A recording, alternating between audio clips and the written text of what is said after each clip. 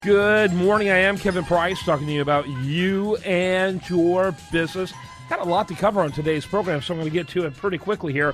Do want to mention thank you to all those who gave me great feedback on our recent interview this past Sunday that I had with U.S. Senator Rand Paul. It was one of the longest interviews he has done for the Price of Business TV show. He gave us 15 minutes, which is very unusual for a presidential candidate and so close to the Iowa caucuses. And so thanks to him for being really generous with his time. We covered a lot of different issues.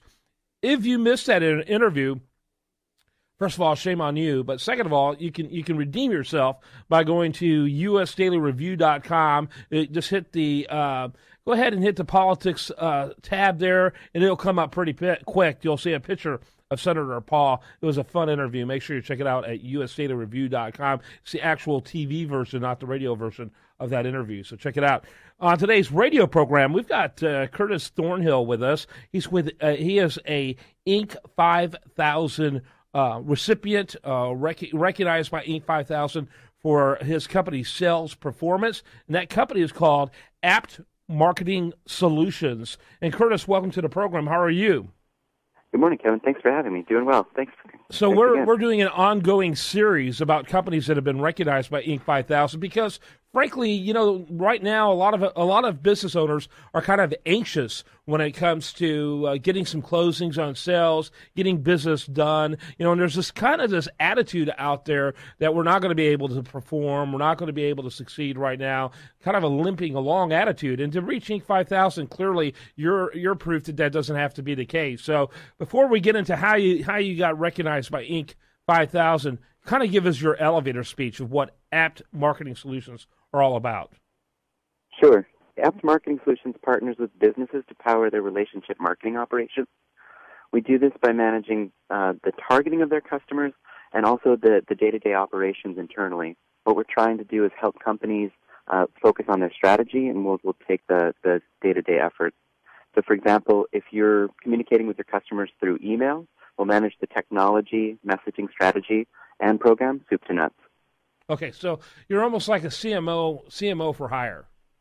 Right, you've got it. So CMO all the way down to social media coordinator. We'll do all of it. Okay, got it. And you do it in a basically kind of like it's very hot these days. CFOs for hire or whatever. You just don't have them part of your payroll. You just go ahead and hire it externally, and it's really quite a clever idea. And of course, with the business culture being like it is, and really the political culture like it is, the less liability you have, the better. The fewer employees that are W-2, let's have them as 1099. To me, it makes a lot of sense, and I guess you're writing on that. Exactly. I think there's also an advantage in cost savings by using resources in other markets. So we've also capitalized on that a bit. Our core team is actually focused in Utah, which tends to be really cost effective for companies. Mm-hmm. So kind of give us an idea of the size range of the companies you work with. It's historically we've worked with a lot of enterprise companies, names like Facebook, Symantec, Nordstrom, but we're also starting to hear more and more from startups who are looking for some guidance on setting up their operations properly so that they'll be able to scale into the future. And that's really led us down the path of wanting to create more self-service options for small and medium-sized businesses as well. So really, in the next few weeks, we'll start rolling out a lot of tools that will help support teams of any size do the work that they're trying to accomplish through both data processing as well as marketing operations.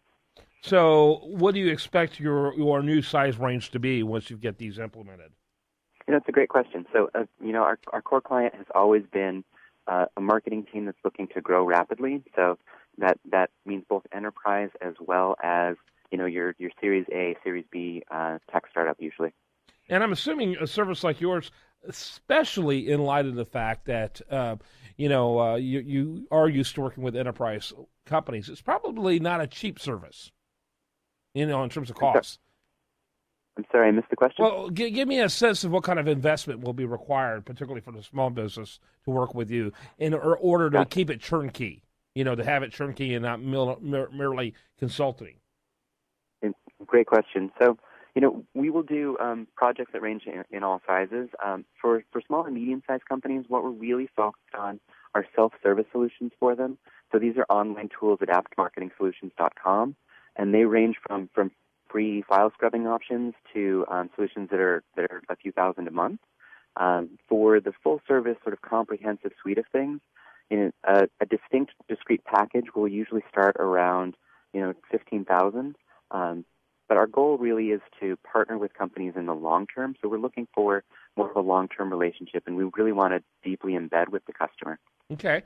And talk a little bit about what you did for Facebook. It's kind of interesting. You guys have, arguably the premier social media company as a client, and that's your space as well. What kind of things would you do for a Facebook? It's actually really interesting. We love working with the Facebook team. So we are not allowed to talk about the specific programs we work with any enterprise client, but I can tell you the types of things that we have done for the tech industry specifically. We've helped a lot with their social media programs, the governance of their programs over across countries. We've also focused on telephone programs that help them communicate with their business customers to more efficiently use their services, so upsell and cross-sell the different features that they have to offer.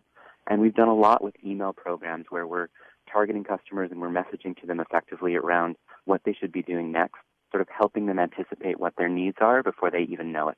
When did you guys get started? We started in 2008.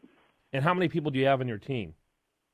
Core team is 17. We're based primarily in Utah. We've also got a few staff in California, and we're looking at a few on the East Coast here this year as well. Yeah, I'm assuming those on the West and East Coast are probably in the marketing or sales space.